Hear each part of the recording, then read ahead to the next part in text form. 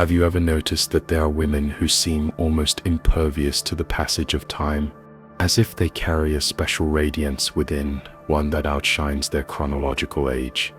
This is something deeper than mere genetics, something that operates in hidden realms, beyond what we usually call aging. We are not talking about skincare or surgical interventions. What we are speaking of is a phenomenon Carl Jung would have immediately recognized: the state of the soul shaping the expression of the body. What you are about to discover challenges much of what you may have believed about the connection between inner vitality and outward appearance.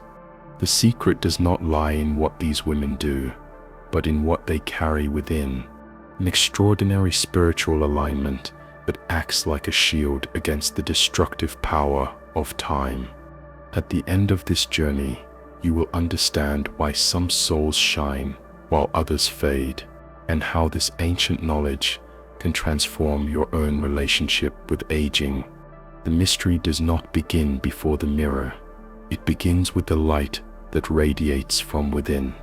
When Jung spoke about the influence of the psyche on outward appearance, he knew that consciousness shapes reality in ways we have almost forgotten today. Some women carry a vibration that operates outside the conventional laws of aging. Imagine a woman walking across a crowded room. She doesn't draw glances through effort or artifice, but through an indescribable presence, one that seems to bend the light around her. Her face tells stories, and yet it appears fresh. Her eyes hold ancient wisdom, yet sparkle with childlike curiosity. This is the archetype of radiant femininity, the woman whose soul keeps her young. Jung described this phenomenon as individuation, the union of the conscious and unconscious that leads to psychic wholeness. Women who walk this path often notice that their outward appearance transforms along with their inner metamorphosis. They embody what Jung calls the eternal aspect of the feminine, a timeless essence that transcends biological aging. Within them lives what he called the anima mundi, the world soul that invisibly connects all living beings. They have learned to attune themselves to this cosmic rhythm, allowing their personal story to recede behind something greater, something timeless. In doing so, they confirm what mystics have always known: consciousness shapes time, and time shapes the body that carries that consciousness. These women share a sacred ability. They transform suffering into wisdom without becoming bitter. While others are weighed down by disappointment, they turn pain into light. Think of a woman who has endured many losses, yet carries an inexplicable softness in her face. She has not avoided life. She has practiced what Jung called active imagination, the ability to work creatively and healingly with the contents of the unconscious. In doing so, she prevents the inner poisons, those subtle energies that cause premature aging, from taking root within her system. The ancient Greeks spoke of two kinds of time: chronos and kairos. Chronos is linear, mechanical time, the clock to which most submit. Kairos, on the other hand, is sacred time, the eternal moment where transformation becomes possible. Women who appear mysteriously young live primarily in kairos. Chronos touches them only when necessary, but it never defines their essence. The beginning of this path lies in what Jung called the encounter with the shadow, those parts of ourselves we set rather hide. Many people waste immense energy suppressing these dark aspects, and eventually it shows in the face, in posture, in radiance. The radiant woman has made peace with her shadow. She has integrated it rather than fought against it. From this integration arises what the ancient alchemists called the philosopher's stone, a state of inner wholeness that radiates outward. When inner conflicts cease to drain life energy, that power becomes free, available for regeneration and renewal. The face relaxes into its natural beauty. The eyes clear, free from the mists of inner battles. The posture straightens, not from effort, but from genuine confidence. And yet, something even deeper happens here, something directly connected with the nature of time itself. Jung understood that the psyche operates according to its own laws of time. He called this synchronicity, meaningful coincidences that point to a reality beyond linear causality. Women who embody this spiritual quality seem to live partly outside ordinary time. They have developed what Jung called the observing self, a part of consciousness able to stand apart from life's drama while remaining fully engaged in it. This inner attitude allows them to witness their own aging process without identifying with it, and in doing so, a paradoxical shield emerges. Precisely because they are aware of aging, it slows down. They age as participants, not as victims. Linked to this is what Jung called the transcendent function, the bridge between the conscious and unconscious that makes true transformation possible. This psychological achievement creates a kind of temporal bubble, a sacred rhythm in which the usual laws of aging operate differently. Yes, they age, but in the rhythm of their soul's development, not according to the relentless ticking of the clock. Perhaps you have met such women with a timeless radiance that makes you question their true age. They move with a dignity born of inner work. Their soul wounds have become strength, not exhaustion. Their laughter rises from deep layers. Their silence carries peace. Their presence awakens awe at hidden mysteries. Science is only now beginning to understand what Jung sensed long ago. Research in epigenetics shows that emotions directly influence the way genes are activated. The soul, it seems, truly does leave its mark upon the body, and some have learned how to write beauty into their very cells. Chronic stress accelerates cellular aging. States of inner calm and joy, on the other hand, promote regeneration. Even telomeres, the protective end caps of our chromosomes and biological markers of aging, respond sensitively to our inner state. What Jung called the collective unconscious grants these women access to an inexhaustible source of renewal. They tap into archetypal energies that femininity has carried for millennia. This connection creates something akin to biological grace. Cellular regeneration accelerates. The body remains youthful. Women who live in vital contact with the self, the archetype of wholeness and meaning, show measurable differences. Their cortisol levels remain balanced. Inflammation stays stable. Cellular repair mechanisms function optimally. The peace of the soul preserves the youth of the body.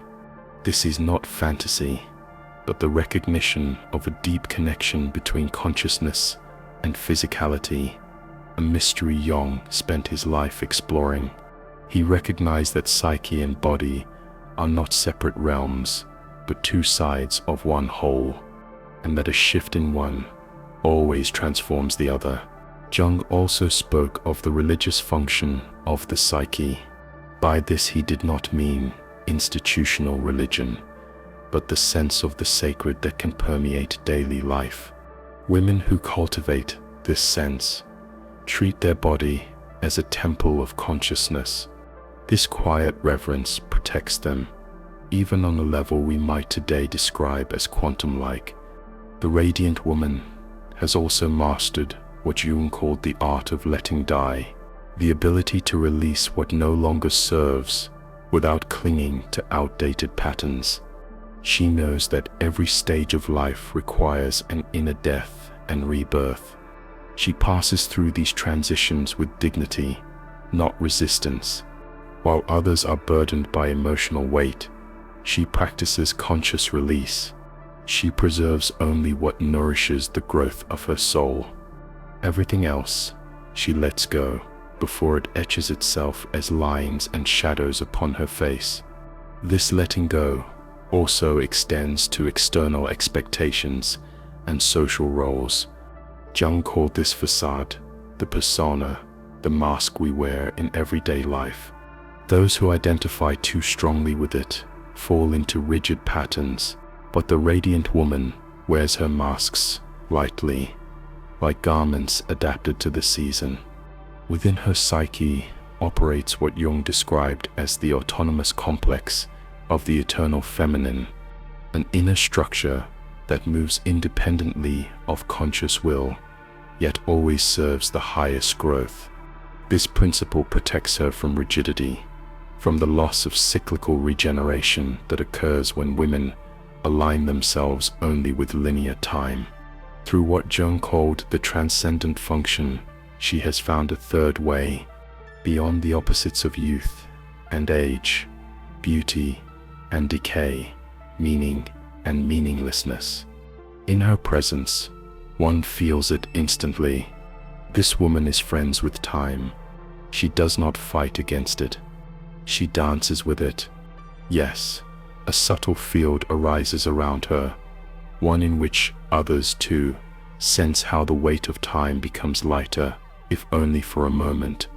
Jung would have recognized in her the archetype of the wise woman, not as an old crone, but as a living embodiment of timeless wisdom.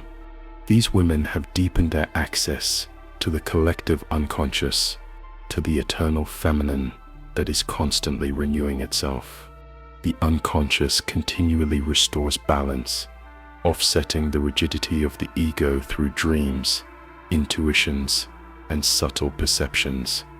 In this way, they remain aligned with their true developmental path, avoiding the spiritual stagnation that so often accelerates aging. The extraordinary spiritual quality of these women is ultimately the harmonious integration of many of Jung's deepest insights. They have achieved the union of opposites, the balance of masculine and feminine energies within themselves, the integration of light and shadow, the acceptance of strength and vulnerability. This inner marriage acts like psychological alchemy, transforming everything it touches. Their faces become living mandalas, symbols of inner wholeness, which Jung understood as the natural expression of the self. The symmetry of their features is not the result of genetic fortune, but of a balance achieved through conscious inner work. The light in their eyes reflects something rare, the integration of all parts of the personality into a harmonious whole. This quality reveals itself most clearly in their approach to suffering. Where others develop lasting marks of bitterness from pain, these women cultivate what Jung called a religious approach to psychic material. They understand that every wound carries the seed of healing. Every crisis contains the potential for deeper awareness. The radiant woman has achieved what Jung described as differentiated feeling, the ability to distinguish between emotions that foster growth and those that simply perpetuate old patterns of suffering. She can feel deeply without losing herself. She can cry fully without drowning. She can be truly angry without flooding her system with poison.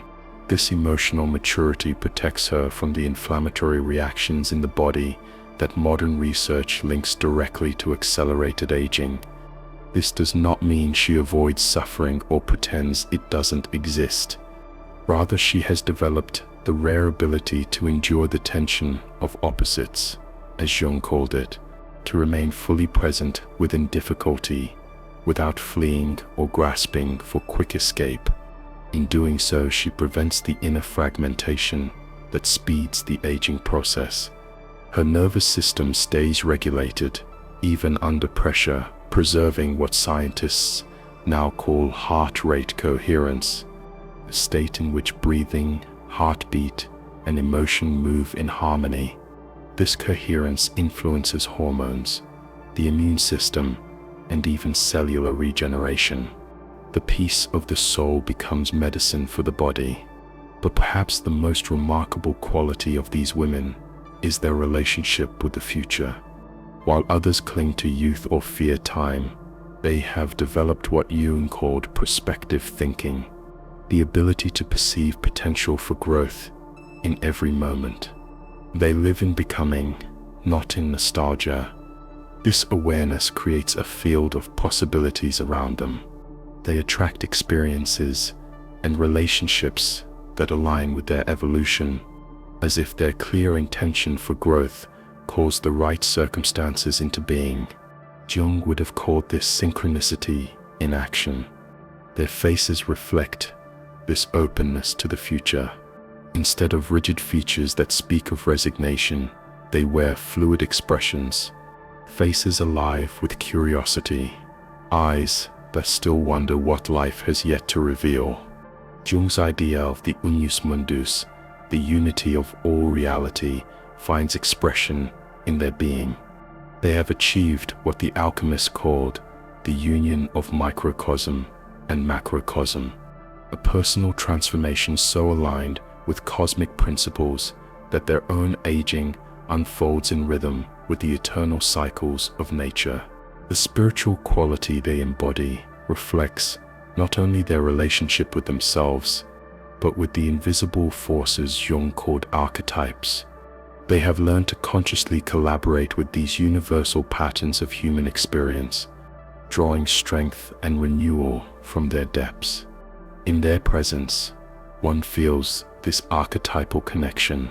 They seem to carry more within them than one life could contain, as though they have access to the wisdom of all women who walked similar paths before them. This collective feminine grants them a timeless authority, one that has nothing to do with age. Their laughter carries echoes of the eternal feminine, which Jung recognized as one of the fundamental ordering structures of the psyche. When they speak, one hears not only their voice, but something greater speaking through them, an expression of the sacred feminine using their personality as a vessel. This permeability requires what Jung called a permeable ego, strong enough to preserve identity, yet open enough to receive the transpersonal. It is a delicate balance that demands years of inner work. Once achieved, these women radiate a clarity that transcends personal boundaries. From this emerges what Jung described as the conjuncture, the mystical union of conscious and unconscious, masculine and feminine, temporal and eternal. From this inner marriage grows what the alchemists called the child of the wise, a renewed self that carries both the wisdom of experience and the freshness of new beginnings. The face becomes a living testimony of this harmony. Women who embody this spiritual quality have learned to live what Jung called a symbolic life, an existence where every experience holds meaning beyond its surface. This attitude protects them from the existential emptiness that makes so many age prematurely, as the absence of meaning consumes their life force. For them, every day becomes a small ritual of renewal, every relationship a mirror for further growth, every challenge an opportunity for deeper understanding. In their world, nothing is lost. Every moment contributes to transformation. This inner alchemy reflects itself outward, in the vitality of their body, the brightness of their eyes, the serenity of their presence. Jung recognized that the psyche possesses a natural healing power, an innate tendency toward wholeness that works beyond conscious control. In these women, that function is consciously nurtured. It unfolds as a continuous process of renewal from within outward. Thus, not only their appearance transforms, but also the way they inhabit their body. At the end of this exploration, it becomes clear the source of youth is not a distant mythic fountain. It is a psychological state, a living reality accessible to anyone willing to walk the inner path of integration and individuation that Jung described so precisely. Women who embody this extraordinary spiritual quality have not discovered a secret formula. They have learned to live in harmony with the deepest currents of the psyche, to work consciously with the archetypal forces shaping human existence, and to maintain a living connection with the transcendent dimension of being. Their apparent youth is in truth an expression of spiritual maturity. Their integrity reveals itself as a beauty that shines from within. They have achieved what the alchemists called the opus contra naturam, the work against nature, which paradoxically makes true nature visible. In their presence, one senses what humanity can become when it learns to consciously collaborate with the forces Jung's explored. They represent not only personal achievement, but collective possibility, proof that the evolution of consciousness can indeed be reflected in the body. This extraordinary spiritual quality is not reserved for a few. It is available to all who have the courage to begin the inner journey, to confront the shadow, to integrate the light, to choose awareness over automation. The soul that walks this path discovers its timeless essence, and that discovery changes everything, including the way we age.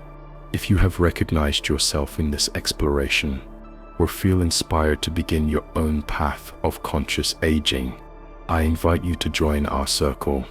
Share what has moved you most deeply, and which aspects of this extraordinary spiritual quality you wish to awaken in your own life. Together we rediscover what Jung revealed long ago, that consciousness shapes reality, and the state of the soul shapes the expression of the body.